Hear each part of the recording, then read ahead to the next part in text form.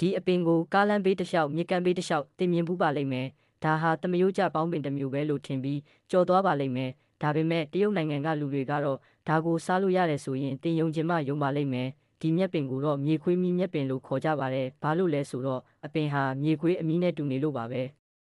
တရုတ်နိုင်ငံမှာတော့သူ့ကိုဂျုံကျက်ဥစားဇီယာမုံတို့နဲ့ရောနေထားတဲ့အနှစ်သေးကိုထည့်ကာရွှေရောင်တန်းပြီးကျွတ်ရတဲ့အထိကြော်ကာစားကြပါတယ်အဆက်ကြရင်အပေါ်ကငရုတ်သီးမုံဖြူကစားလိုက်ရင်အပြင်ကကျွတ်ရွကအတွင်းကနူးညံ့ပြီးချိုစိမ့်လာပါတယ်ဒီဗီဒီယိုကိုတင်နှစ်သက်တယ်ဆိုအသေးလေးပေးပြီးအပေါင်းလေးနှိပ်ခဲ့ဖို့မမေ့ပါနဲ့အောင်နော်ဒီအမျိုးသမီးဟာအဖြူရောင်ဆီလီကွန်ကောင်းတစ်ခုကိုလက်နဲ့ပုတ်ကာပေါင်းဒါမုတ်တွေတုပ်လိမ့်နေတာတွေ့ရပါတယ်အခုဆိုရင်တော့ဆီလီကွန်ကောင်းဟာအလုပ်လုပ်ဖို့အဆင်သင့်ဖြစ်ပါပြီသူ့ကိုဖိချလိုက်တာနဲ့တက်ထုပြားမှဒီဇိုင်းကိုယူကာကျွေးတဲ့ပစ္စည်းပေါ်မှာဖိချလိုက်ရုံနဲ့ပုံတူဒီဇိုင်းဖော်ပြီးသားဖြစ်သွားပါပြီ